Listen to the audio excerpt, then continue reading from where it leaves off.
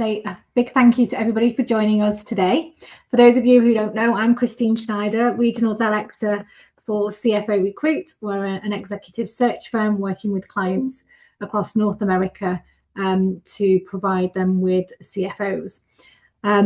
Really happy that you've joined us today. So today's session is what makes an effective FP&A team. As we all know, a strong FP&A team sits at the heart of any high-performing organisation.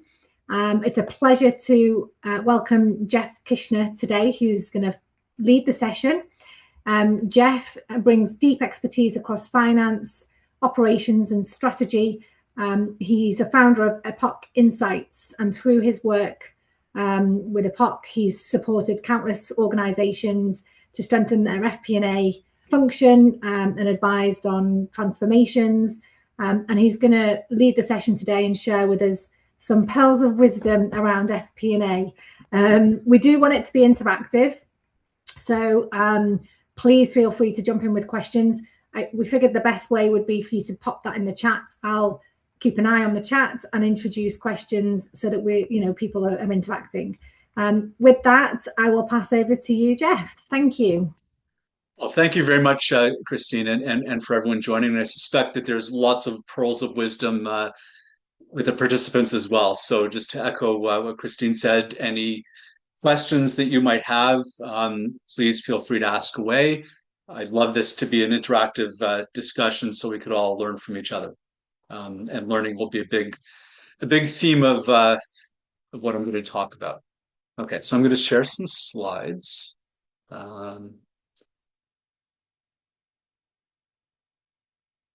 we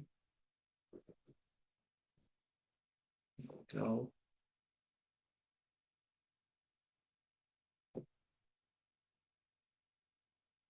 All right. Okay, so the first question that I think that as an FP&A person, I always like to ask a new team that I join is, why is it important for companies to budget?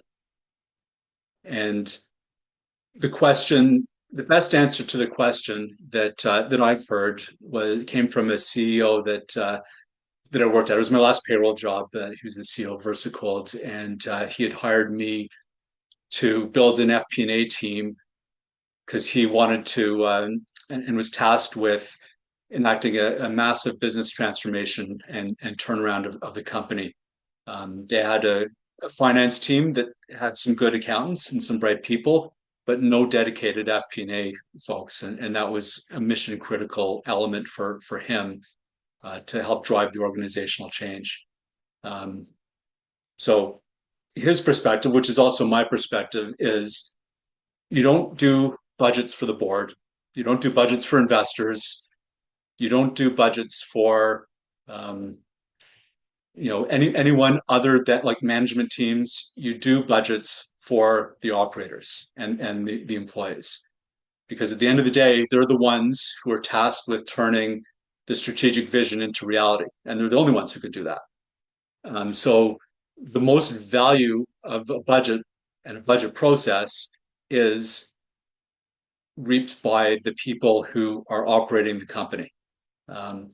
So certainly you could use all the outputs, and obviously we all do use all the outputs for all these other stakeholders, including a whole list of other stakeholders. But really the main value is, in my opinion, for the operators and the business. I'm going to take a quick trip into the world of Netflix. And many of you might be familiar. There's a show out there called Don't Die, the Man Who Wants to Live Forever. And that show chronicles the life of Brian Johnson, who is a tech millionaire or billionaire. I don't know which, but he did very well. And his latest obsession is he's on an extreme quest to slow the aging process and increase what he calls his health span. Not only his lifespan, but his health span.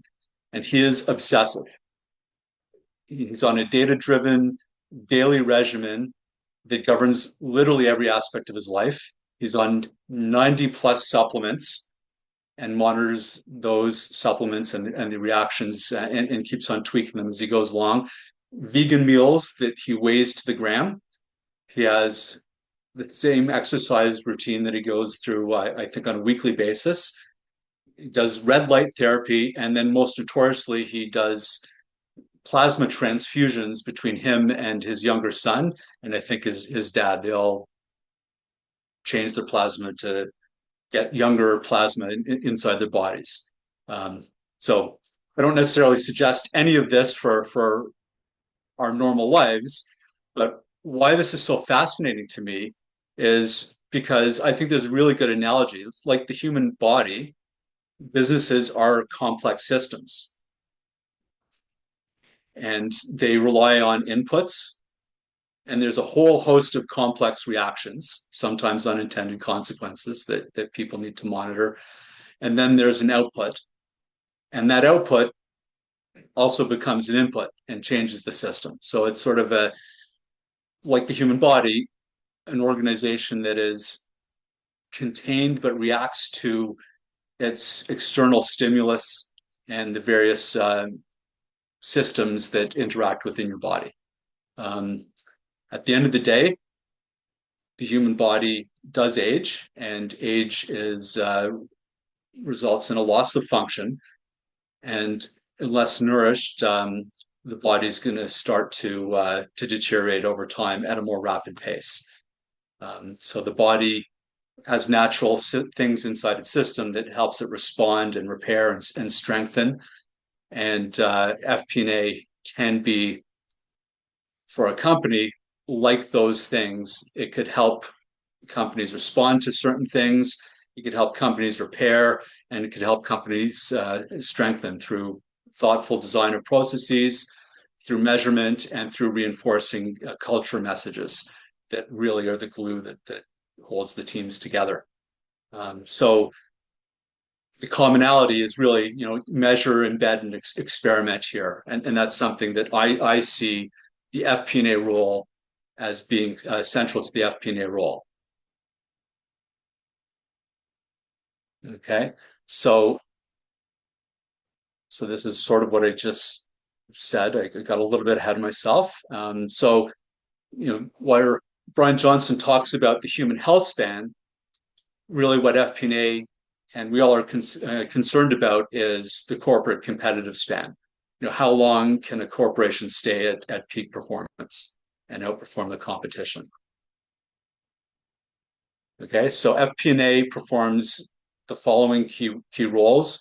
So it monitors the company's nourishment. It could identify the symptoms of illness and dysfunction. And like the red blood cells and human immune system, it could attack the root causes, but attack obviously in a productive way. It could lead proactive and thoughtful experiments to see the impact of certain things on the company and value levers that we could all pull. You could do that in real life. You could also do that through scenario analysis and model things in simulation. And it helps employees learn how to monitor organizational health. Okay, so FP&A really helps deepen the understanding that the team, and when I say the team, it's not just the finance team, the business team has about the company.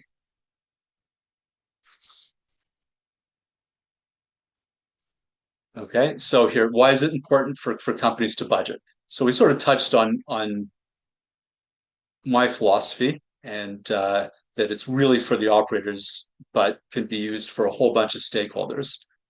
So the first thing that come out of the budget process it's a way to communicate targets to stakeholders. And the stakeholders could be within the company, they could be without the company, it could be the banks, it could be investors, employees, the business ecosystem. You want to potentially share parts of your budget, like suppliers or customers, landlords, unions. Obviously, you want to be very careful with some of those, but certainly you want to communicate some of what comes out of your budget process so that you all stay aligned. Regulators, insurers, whole host of people that could benefit from a good thought through budget process at some of the outputs. The other one is resource allocation. So that's, how does the company allocate its resources to accomplish the mission that you've set out for the year? And that could be headcount, capital expenditures, and project staffing. And there you want to be really careful with how you define the project portfolio that you want to do in the year, so that it doesn't exceed the company's ability to execute. You don't have to de-scope things or be late on projects. So the budget process can help surface some of those issues, ring fence some assets, and really set a good expectation for the performance and how you're going to measure performance throughout the year, which is the next point. So the stuff that is in your strategy should really inform your budget. And then as you go throughout the year, you should be tracking your performance against the most important metrics, certainly at the top of the house, and then in each of the functions and business units. You're all familiar with the scorecards and performance management metrics that lots of companies use. The best ones really tie all these things together. And surfaced departmental priorities and interdependencies. So this is really, the budget is probably the best allocation and alignment tool that a company has. It's one of the few processes that touch all parts of the organization, and people are talking about their operating plan. What are they going to do for the year? And if people are doing that in silos, then you could encounter major problems as you try to execute things. You could find out that, out of your project portfolio, you've over allocated the number of projects to certain people, so therefore they can't do that, and you have to either bring in more resources, which increases costs, or you have to start to de-scope or delay some projects. So the more that you could get alignment between the functions and business units as you execute the plan throughout the year, or set the plan at the beginning of the year and execute the plan throughout the year, then the better off you're going to be. And then scenario planning and understanding how to flex plans, that's sort of an important part of what you get out of a budget. So you could understand what some of the value levers are, how some of the inputs could potentially change the expected results, because we all know that you set a budget for the year, but then by the time the ink is dry, the environment's already changed, and it will continue to change. So much easier to pivot and, as an organization, change your plans or tweak your plans when you're already coming from an aligned space. Okay, so the overriding theme is that budgets are tools to build alignment. And then this slide depicts what I consider the typical high-level FP&A cycle. So there's the strategic plan, 5-year financial plan that usually is done in conjunction with the strategic plan. Then there's the budget, which is my favorite time of year and favorite process, performance management, and then the forecasts. And each of these are not a discrete process. Each of these feed all the other processes and are sort of a symbiotic cycle that each thing influences the other, or should influence the other parts of this cycle. Okay, and each bubble really is what we're talking here. It's a process whose main goal is to exchange information throughout the organization. At the end of the day, that's what the strategy process is. That's what the 5-year financial plan is, and the budget. So the more you understand why you're doing it and what you want to get out of it, the better off you're going to be. And you could sort of start to envision a process that you could build to be the most successful at doing that. A lot of this is easy to say, as we know, in medium to size large organizations, which is where I usually play. and where usually it's harder to align the companies, it's not easy to do. I mean, I'm going to pause there because I've just gone through a whole bunch of slides. Does anyone have any questions or comments, insights, provocations?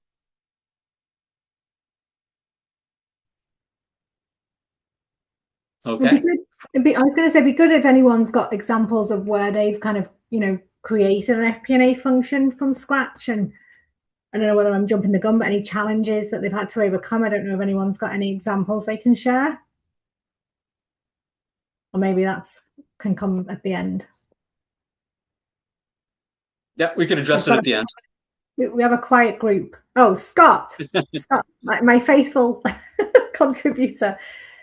Scott, you jump in. I would say the biggest thing that's different is the 5-year plan is something you look at in a publicly traded company or a company that's about to go public.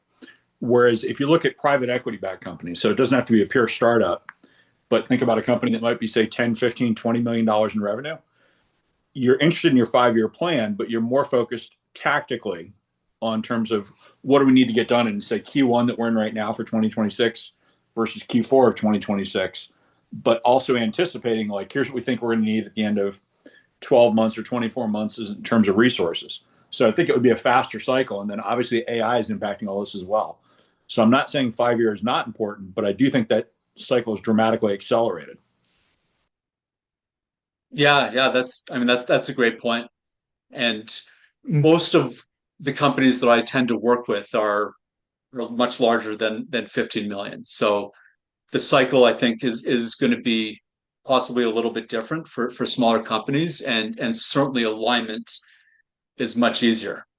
I mean, a lot of what I see and a lot of what I'm brought into companies to fix are companies that are still operating like they were when they were 15 million companies and have already scaled up to 100 million plus, and now need to put more formal processes in to exchange information instead of getting 8 people around the boardroom table who know deeply what's going on in the organization at the customer level. And then AI is, you're right, a whole different topic. And I think that really, from an FP&A standpoint, is going to place a lot of value, and for a CFO standpoint, for in that respect, on the type of alignment skills and business partnering skills that I consider to be what the FP&A value proposition really is. AI is not going to be able to align people. It does a good job of aligning people. It just aligns them out of jobs.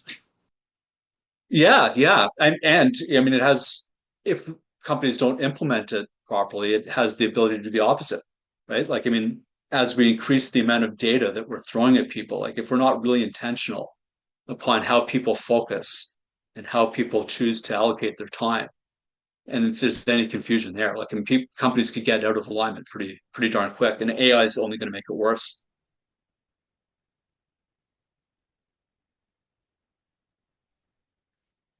And then on that note as well, like, I mean, there's a lot of interesting conversations out there in terms of boards of directors using AI and how that's changing the dynamic between the CFO and the board, which also changes the potential FP&A ask and preparation for those meetings. That's a whole other topic, but one that is very interesting to me and might be a future topic.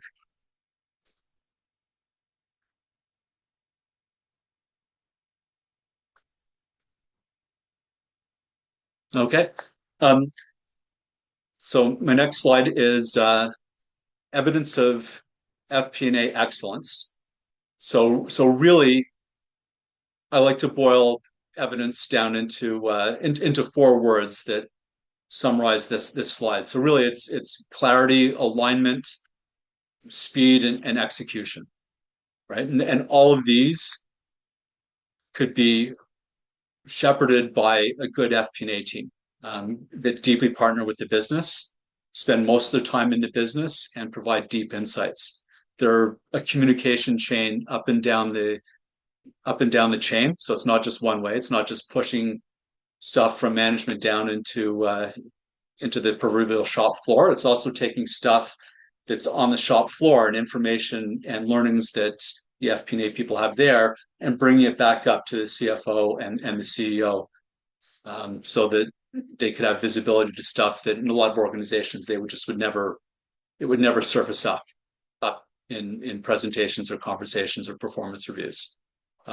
You have to be delicate because you don't want to cut off your information source by telling tales out of school, but if you do it in the right way, it's a value added service that you could provide both the CEO and CFO, as well as the people who you're surfacing the messages to. Because if you do it in the right way, it's going to help them solve the problems. It's going to help them be more successful, and you could build it and solidify a great partnership. Especially in organizations where those types of communications have not happened and relationships might be strained. So creating a nurturing a learning organization to me is what FP&A is all about. And the more an organization learns, the more it's going to be in a position to make better decisions. And that loop of conversations and processes will just keep on reinforcing itself and making the company stronger and stronger and stronger as you go through the cycle year over year. The types of conversations, the types of dialogue, the types of cooperation are just going to be dramatically enhanced, as will performance. In my experience, when you implement good FP&A and use it properly. I'm going to close before we open up to questions on a great story that I'm shamelessly stealing from, I forget which podcast, but someone told the story of the women in World War II who were hired to work at Bletchley Park and the Manhattan Project. So and the Manhattan Project, as many of you know, was the project that resulted in the Allies developing the atomic bomb. And there was a big race with the Axis powers because a lot of the German scientists were the leading physicists in the world. And lots of people were worried that they were developing an atomic bomb and were going to get there first. So the people that are pictured here are mathematicians, math geniuses. They were called the calculators because this was obviously before we had calculators that were electronic. As you could appreciate, the Manhattan Project was super, super classified, and the powers that be decided that it was best for anti-espionage purposes to segment and ring fence a lot of the information. So they were given tasks to calculate certain things, and they did it, and they did it well. But things weren't really moving as fast as they could be. There was a lot of sense that these brilliant mathematicians weren't really operating at their potential, and obviously time was of the essence, and there were real life or death consequences here. So what the powers that be decided was to start to break down some of these compartmental walls and share the information with them. In particular, they shared what they were working on, gave them context as to why it was important, and shared some classified information. So they took a big risk. After that, productivity skyrocketed. They became much faster. The calculators that you see in the picture spotted errors faster. They also anticipated where refinements were needed. If they were given directions that were a bit unclear or that they thought were wrong, now that they had the context, they were able to go back to the people who gave them those directions and challenge them or ask for clarity. They were able to suggest more efficient processes than just executing tasks as directed. And they also were able to cooperate with each other and eliminated bottlenecks, develop more efficient workflows. And that was all because of understanding the shared purpose and seeing the larger picture. So this is one of my favorite examples of what you can do on a obviously way less important scale than at a company. Those are the types of benefits that good communication, processes that share the right information, that reinforces an organization's purpose, which we all know could be a force multiplier for companies. Lots of examples of those. And at the end of the day, we all know what happened. The Allies developed the atomic bomb first, and whether you agree with its usage or not, it was a key development for the war ending. And with that, I am going to open the floor up to questions. I would encourage people to share their own learnings, some of their own journeys with FP&A, some successes and perspectives. I guess I have a question, and this is really for the group. We're a search firm, so we're approached by CEOs often who are looking to engage a CFO. And a lot of the smaller companies who are perhaps founder-led, they don't have, an FP&A function. So I guess I'd just be interested to hear stories from, you guys, you're all finance leaders, what your experiences have been going into these smaller organizations where the structure's not in place. How advanced are they and ready for, a more defined FP&A function?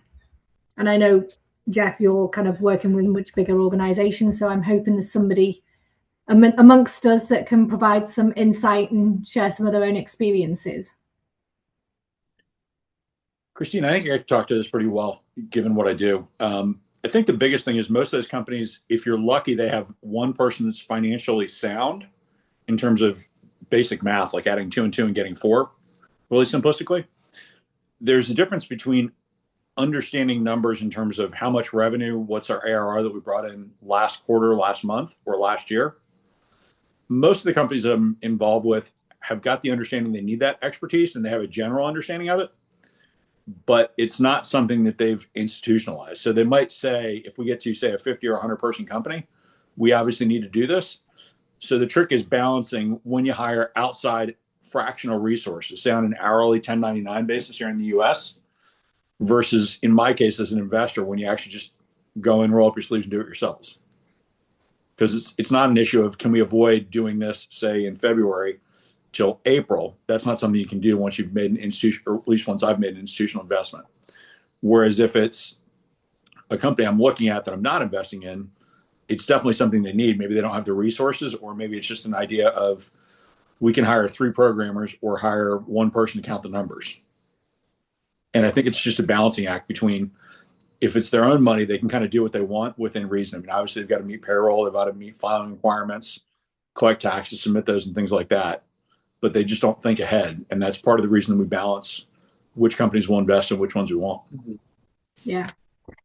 One thing I notice as well with some of the conversations I'm having, they're not even kind of forward looking because they haven't actually got kind of a really robust reporting function in place to look at what's already happened. And it's like, I'll ask, are you getting monthly reporting? Do you have KPIs? And quite often, certainly with the smaller founder-led businesses, the answer is no. So there's a whole lot of work that needs to be done to even get to the point where they can start using that data to be forward thinking. Yeah. Thanks, Scott. Yeah, and in those smaller companies, I mean, I'd be interested to know how receptive are investors to a CEO once the CFO, once they start to get constrained in terms of the demands for their time and start to, because I imagine at the very early stages, the CFO is responsible for FP&A and does the FP&A themselves. But then there comes a time when all their other duties are going to require maybe some other capabilities to be brought in, not do a full build of a full FP&A department, but solely build these capabilities. I mean, how receptive are investors and boards usually to those types of conversations? Do they see that as a cost, or do they really understand the value proposition here? I would say they see it as a cost. I mean, in my case, I frequently serve as the CFO for some of the companies that we've worked with and invested in. So it's not an issue of does it need to be done or not. That's clearly something you need to understand. So going into it, you've got to understand if we're going to invest $5 million or $10 million in this company, is that going to last 12, 18 months, or is that going to last 2 weeks? So that's something you're going to understand prior to making that investment. Whereas if it's a ongoing investment, it's not a matter of not having the resources. It's a matter of finding the right resource. So you've got the money in the bank to make that hire. At the same time, you're probably not going to hire a Fortune 500 CFO to do that. Not because they can't do it, but it's just a very different skill set to be a CFO to go from, say, a 5-person startup to, say, 500 people. And that person can be the best in the world at doing that versus the ability that's more a matter of push through, get it done no matter what happens and get it done correctly. Whereas the person that's maybe comes on at the, say, 500 to 2,000 FTE level is much more a matter of, yes, can they do it, but it's something they're going to delegate. And it's a personality trait, but it's also a more different approach. Some people are more, or happier is probably a better way of saying it, in the delegation stage, whereas other people are just saying, why would I want to delegate that? That's core to understanding what's going on. Yeah. Thank you, Scott. We've got a couple more questions, actually. Farouk, could you want to just embellish on your question there? Sure. I mean, we hear about AI all the time. Just curious, as far as your experience is concerned, how have you leveraged AI? I mean, right, on a day-to-day basis, whether it's for recons or variance reporting or P&L. I mean, we hear a lot about those examples, but just from a practical perspective, what have you leveraged it for so far? So a lot of the companies that I work with are in the very early stages of trying to figure that out. A lot of them don't have very sophisticated, when I get involved, don't have very sophisticated financial planning analysis processes or tools, heavily reliant in Excel. And they are in crying need of a budget system. But then there's often lots of operational problems within the business that are competing for project resources. So usually that's not at the top of the list. But I try and encourage them to go and look at the budgeting solutions that are out there. A lot of them are incorporating or have incorporated AI, as well as a lot of the GL providers out there. So there is, if people are very sophisticated, I'd suggest that they get some AI developers to build some custom, large language model, like a contained environment that's not external, because everyone's worried about data privacy issues and data leakage issues.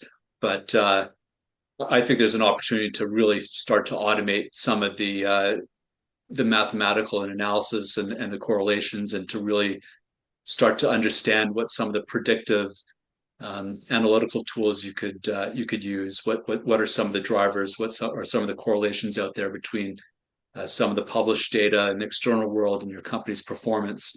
I mean, there's going to be a lot of opportunity to use AI to do that.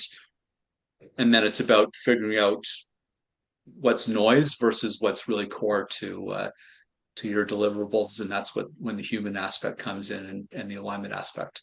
I mean, that's my perspective. I'd love to hear lots of other people's perspectives.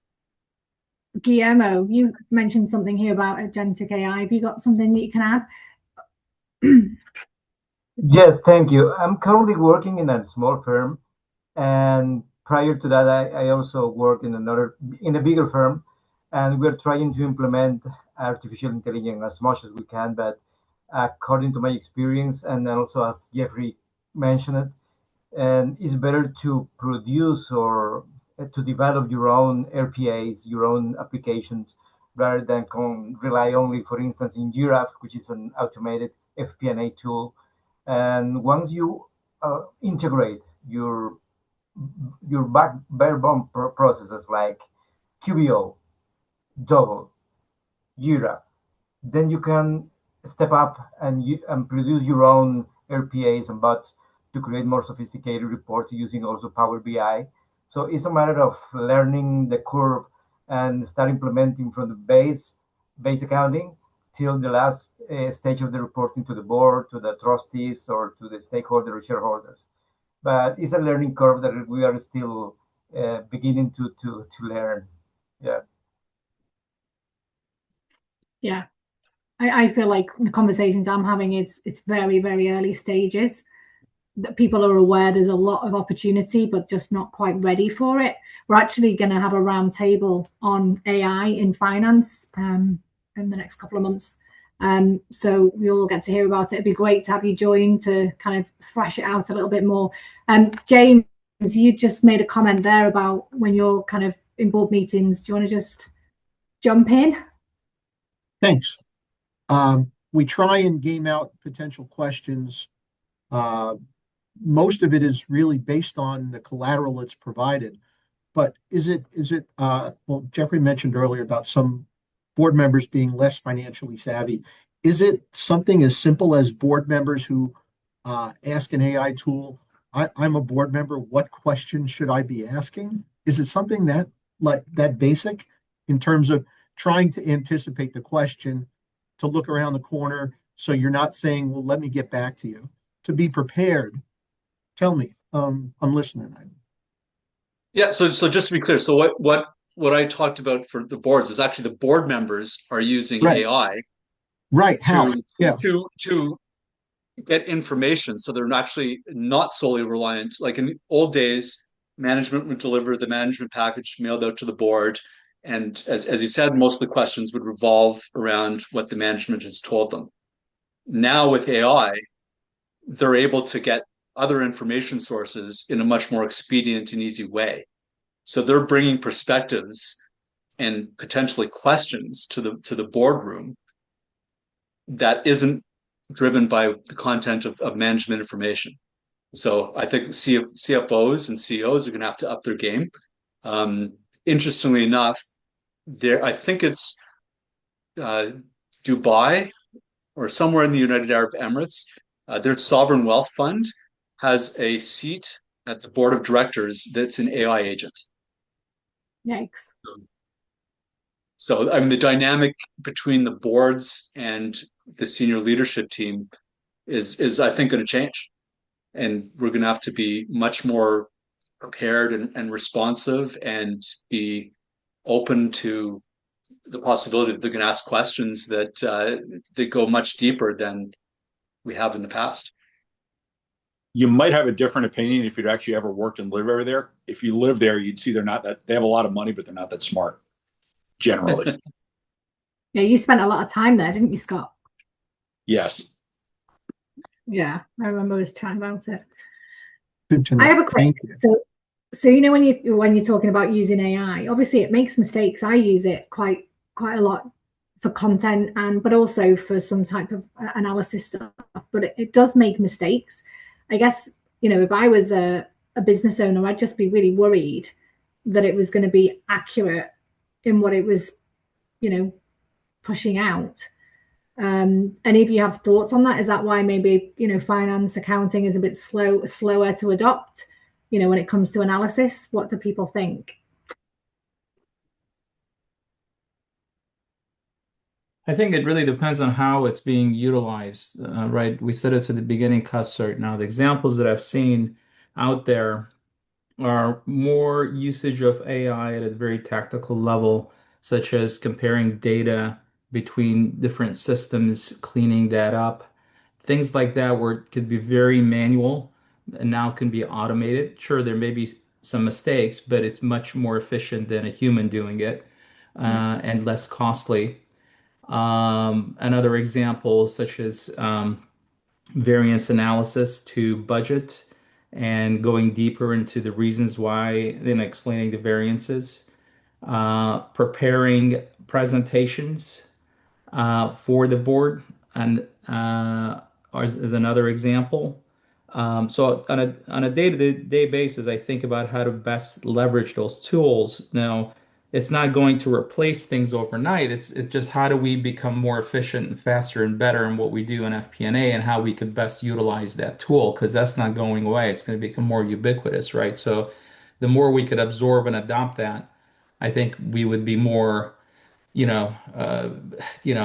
would help us in our jobs. So that's why I posed that question is, I always love to hear examples of what people are using the tools for. Right. Yeah. I'm And totally agree with that also, because something that I recently read is that a new team member is part of your team, but the final judgment based on your experience as a CFO or FP&A analyst is yours, right? So you need to adopt it as another team member and not meant to replace the whole team, right? And this is the pressure that we feel from our CEO or COO, that they want us to implement artificial intelligence as soon as possible. But we need to hold back and tell them, okay, but let's go one step by step, because the solution is not ready yet. We need to cook it. We need to still work on it. And this is we as CFO need to let them know that it's going to take time. But as Farud said, for more manual processes, reiterative processes is an excellent tool. Yeah, and just on the hallucination stuff, like, I mean, I know that there's some investors that are already in sophisticated pension funds that are already using AI to better understand the risks and opportunities out there. So forward-looking stuff that you can't really hallucinate against stuff that hasn't happened yet. You could just get information that you could assess, and it could expose some potential blind spots or some avenues for you to look at that you wouldn't have otherwise thought. Right. All right. Well, I think we've had some good questions there and some good discussion. Has anybody got anything else they'd like to add? I think we covered everything that was posted. No, very informative, and especially on the AI topic. Very good. Thank you, everybody. Thank you, Henry. Well, like I say, we are going to be running a round table, which is specifically about how CFOs are adopting AI. So it might be another interesting discussion. You'll get notification of when that's going to be held. So, Jeff, do you have anything you want to say in closing? No, just thank you very much for the discussion, and thank you, Christine, for giving me the privilege of talking to you guys today. Really appreciate it. Really appreciate you taking the time to prepare and to present and to initiate some great discussion. So thank you very much. With that, I'll send an email follow-up after the session. But yeah, I just want to thank everybody for joining. And with that, we can bring the session to a close. Thank you.